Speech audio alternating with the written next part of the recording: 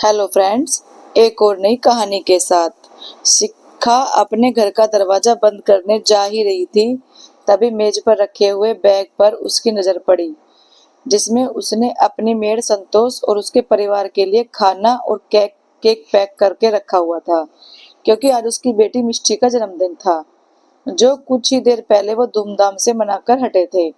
शिखा मन ही मन बड़बड़ाती हुई सोचने लगी, लगता है संतोष खाना ले जाना भूल गई और आज मुझसे बोलकर भी नहीं गई। मैं जा रही हूँ। अभी शिखा ये सब सोच ही रही थी, तभी उसकी निगाह बालकनी के दरवाजे की तरफ गई।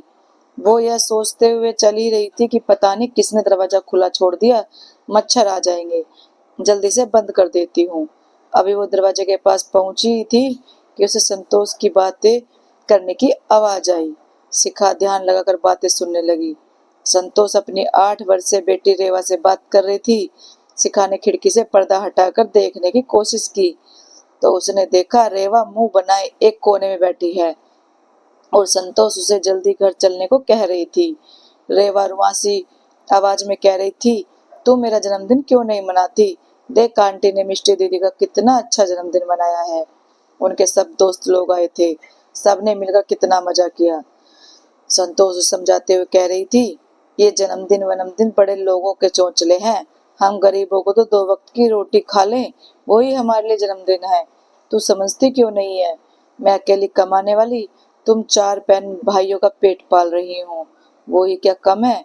तेरा बापू तो बिल्कुल निठल्ला है, कुछ कमाता धमाता है नहीं, उल्टा रोज झगड़ा करता है, झगड़े करके दारू के पैसे ले जाता है।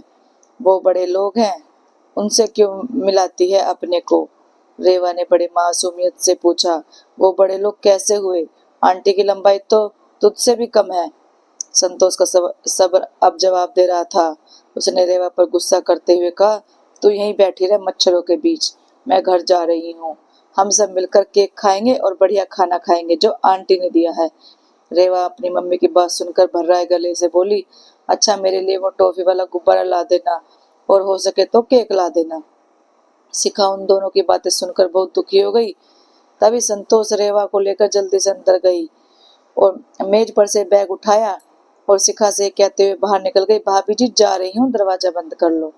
संतोष के जाने के बाद शिखा अपने कमरे में जाकर लेट गई और सोचती रही कि उसे अपनी जिंदगी की छोटी छोटी मुश्किलें ही इतना परेशान कर देती है, और एक तरफ संतोष है जिसको जिंदगी से एक एक कतरा खुशियां चुरानी पड़ती है।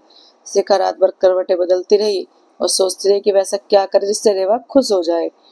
अगले दिन संतोष जब शिखा के घर आई तो कुछ एडवांस मांगने लगी।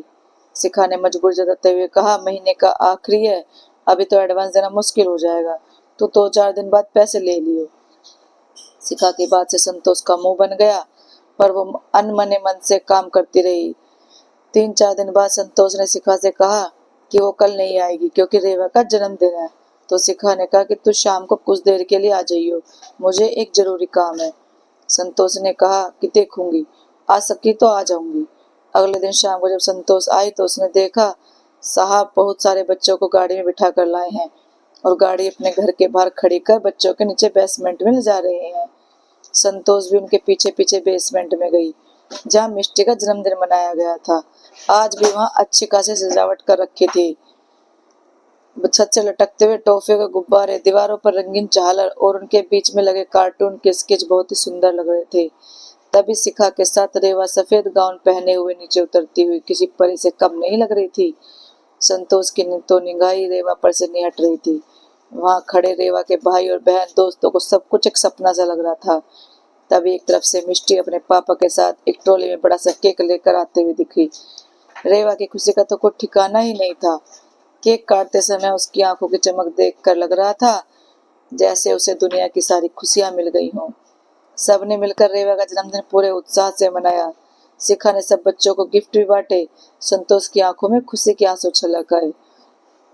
वो शिखा के पैर पकड़ने लगी तो शिखा ने उससे कहा, ये क्या कर रही है? उस दिन मैंने तुझे एडवांस देने के लिए इसने ही मना किया था क्योंकि मैंने रेवा के जन्मदिन के लिए सब तय कर लिया था और मैं चाहती थी तू अपने पैसों से अपने बाकी के जरूरी खर्च कर ले। मेरे लिए तुम्हारी कॉलोनी के हर बच्चे का जन्मदिन मनाना तो मुश्किल है, पर तुम मुझे अपने कॉलोनी के बच्चों के जन्मदिन की तारीख एक कागज पर लिख कर ला दियो। मैं कोशिश करूंगी कि हर बच्चे के जन्मदिन पर केक बनाकर भेज सकूं और साथ में टॉफियों का गुब्बारा भी। तुझे या तेरी किसी भी सहेली को केक या मिठाई बनानी मुझसे सीखनी हो तो मैं उन्हें अपने घर के बाहर लॉन में फ्री में सिखाऊंगी, ताकि सबको खुशी दे सकूं। रेवा ने आकर शिखा की साड़ी का पल्ला पकड़कर धीरे से उसे थैंक यू कहा तो शिखा ने उसे प्यार से गले लगा लिया। दोस्तों, आपको ये कहानी कैसी लगी?